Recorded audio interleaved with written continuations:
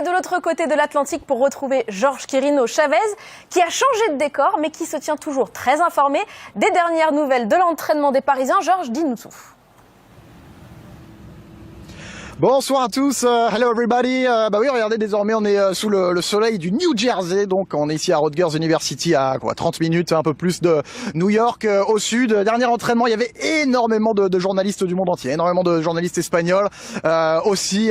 Vous l'imaginez, les informations d'entraînement, c'est quoi? Presnel Kimpembe n'était pas là aujourd'hui. On sait qu'il reste en salle depuis plusieurs jours. Il a quelques petits problèmes physiques visiblement, donc pas disponible. Lucas Hernandez et Pacho expulsés contre le Bayern. Ils ont pris 2 matchs, hein. Donc ils ne pourront pas jouer une finale potentielle. Donc le PSG les a libérés, ils n'étaient pas là aujourd'hui. Qu'est-ce qu'on a vu?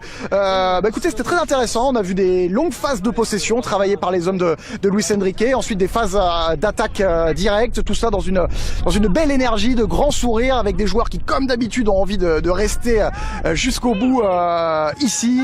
Il faut les stopper, hein. Parfois les joueurs du Paris Saint-Germain, même s'ils sont fatigués, ils ont envie de préparer cette rencontre au maximum. On va avoir l'occasion de parler avec certains d'entre eux dans quelques minutes. Donc voilà, les derniers mots avant de retrouver le Real Madrid demain au MetLife Stadium. Merci beaucoup Georges. Évidemment qu'on va revenir vers toi pour découvrir ces interviews avec les joueurs de Luis Enrique. Mamad, on est resté sur une victoire incroyable, franchement au bout du suspense face au Bayern Munich, dans une dramaturgie incroyable où ils ont réussi non seulement à résister, mais à gagner à 9 contre 11. C'est quoi le secret de ce mental ? Ils ont réussi à gagner à 9 contre 11. Je pense qu'on voit le Paris Saint-Germain cette saison sous toutes ses formes, avec le ballon, sans le ballon. Là, on les a vus dominer des matchs en faisant tourner. Ça nous faisait science. C'est juste exceptionnel. C'est un groupe spécial. Et puis, comme on le dit, on parle beaucoup de Dembélé, on parle beaucoup de joueurs offensifs, mais on a des joueurs comme Hakimi, pardon. Moi, en fait, c'est juste fou. En fait, on est toujours là à se dire qu'ils jouent toujours beaucoup trop de matchs, les joueurs d'aujourd'hui. Et en fait, il va enchaîner une 3e saison avec une fraîcheur qui est juste folle. Mais moi, ce que je dis, c'est que la qualité est là, bien entendu. Mais pour chaque équipe, je me rappelle qu'on avait fait le match Paris-Lille. Et c'était le match pour jouer l'invincibilité. En fait, ils perdent. Et je me rappelle, je parle contre Nice, c'était. Ouais. Nice. Et je parle à Enrique et je lui dis, j'ai été, moi, invincible à Arsenal, mais à cette époque-là, dans cet effectif, il y avait de grands joueurs, Thierry Henry, Patrick Vieira, et quelque part, c'était eux les leaders du groupe. Pour moi, le vrai leader de cette équipe, c'est Enrique. Il a fait des choix forts dans les mois qui sont passés, en sortant des joueurs comme Ramos, comme Mbappé, comme Neymar, comme Messi.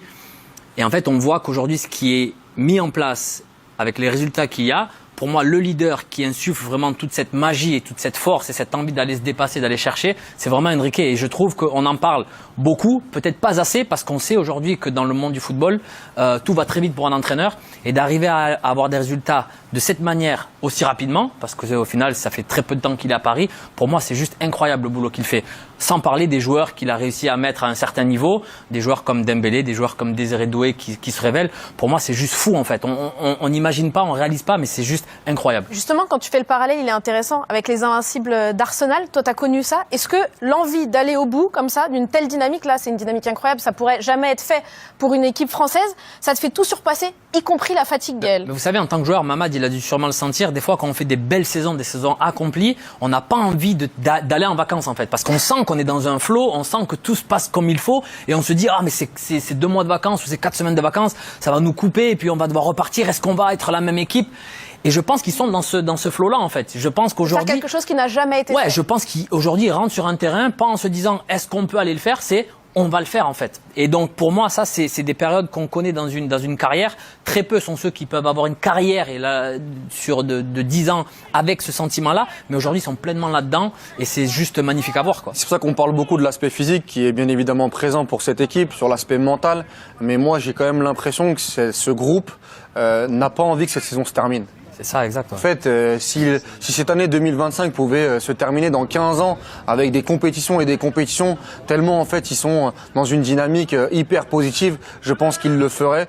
Ils se regardent les yeux fermés, ils jouent aujourd'hui un football étincelant, et même quand ils tombent sur une équipe comme le Bayern qui les chahute un petit peu, ils arrivent à avoir la force mentale. Moi, en fait, le symbole de tout ça, c'est le but d'Hakimi. C'est-à-dire que le but d'Hakimi, Hakimi qui est persuadé, qui est convaincant de se dire, je vais vais passer entre une forêt de jambes à 9 contre 11, parce qu'il y a quand même une prise de risque. Hein. S'il perd le ballon et que ça fait une ginola pour les plus anciens, derrière, Hakimi il est responsable de l'élimination du Paris Saint-Germain. Mais il y va, il prend des risques et il est récompensé. Et moi je trouve que c'est le symbole de cette équipe du Paris Saint-Germain qui en ce moment pète le feu et on se dit quand est-ce que ça va s'arrêter et on veut pas que ça s'arrête. Mais ces Parisiens qui peut-être n'ont pas envie que la saison se termine, c'est aussi parce que le staff fait tout parfaitement, de manière assumée aussi. Là, typiquement, Georges est dans la banlieue de Manhattan où se trouve le stade, mais le staff a pris le parti d'installer les Parisiens, de les loger au cœur de Manhattan, toujours dans ce juste équilibre pour qu'ils aient une vie perso et du temps libre vraiment au cœur de New York. C'est aussi ce juste équilibre, Mamad, qui fait que tout fonctionne. Bien sûr, je trouve qu'aujourd'hui, le Paris Saint-Germain a réussi à trouver un équilibre, que ça soit au niveau de l'effectif, au niveau du staff. Je dirais même,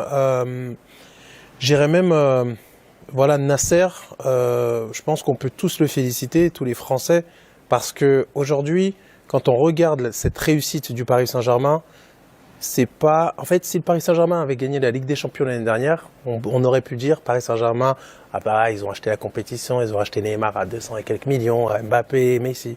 Mais aujourd'hui, ils ont créé une équipe. Bien sûr, ils ont dépensé un peu d'argent, mais quand tu regardes, ils ont réussi à créer un effectif qui a gagné la Ligue des Champions. Donc en fait, c'est pas la même sensation. Ouais, c'est une création. Voilà, en fait, c'est une création. C'est vrai que c'est une création d'équipe avec des joueurs de profil très intéressants. Et moi, je l'ai déjà dit, mais si on regarde, si on essaie de décorréler un petit peu ce qu'on voit sur le terrain, et on imagine juste le potentiel de certains joueurs dans cette équipe, le 11, il n'est pas si flamboyant que ça par rapport à d'autres équipes en Europe. Et c'est pour ça que je suis d'accord avec Gaël sur la gestion de Luis Enrique, et on en parlera peut-être avec Ousmane Dembélé. C'est que c'est fait de manière minutieuse, au détail, et il y a une progression. Moi, je trouve qu'il y a une optimisation de beaucoup de joueurs dans cette équipe. Et ça, l'architecte, c'est Luis Enrique. Regardez, parce qu'on reste toujours évidemment en direct du MetLife Stadium à New Jersey, dans le New Jersey, pour savoir un petit peu ce qui se passe. Cette image, elle est quand même forte, hein.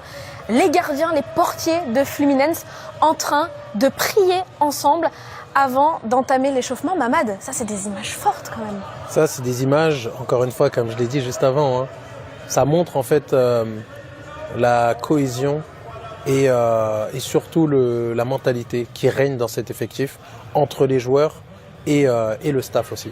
Parce que là je pense qu'ils sont vraiment déterminés, ils veulent créer la surprise comme ils l'ont déjà fait auparavant. Et je sens, en tout cas, comme je l'ai dit tout à l'heure, cette équipe-là, elle peut encore surprendre aujourd'hui. Elle a la foi, en tout cas. Évidemment, n'hésitez pas à nous montrer les images en direct du stade dès que vous en avez. On va rester connectés pour savoir tout ce qui se passe.